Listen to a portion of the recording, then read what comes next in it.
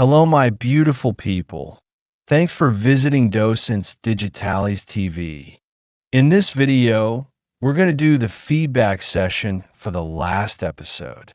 If this is your first time here, I recommend watching the previous video where we talked about the Hollywood Walk of Fame. Now it's time to test what you've learned. Let's begin. Is the Hollywood Walk of Fame located in New York City?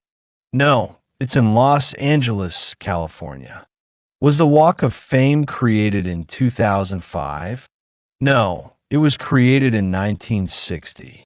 Can only actors receive a star on the Walk of Fame? No. People in film, music, television, radio, and theater can be honored. Are the stars on the sidewalk completely free? No.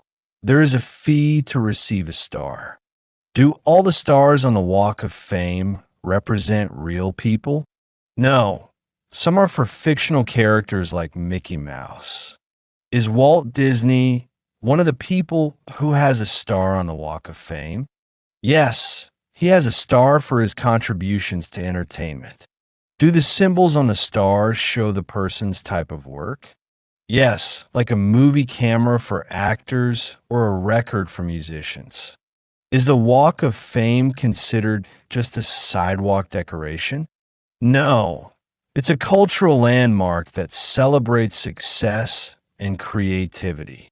Can international celebrities also be honored with a star? Yes, stars from all over the world have been recognized. Is the Walk of Fame a popular tourist attraction in the U.S.? Yes, millions of people visit it every year.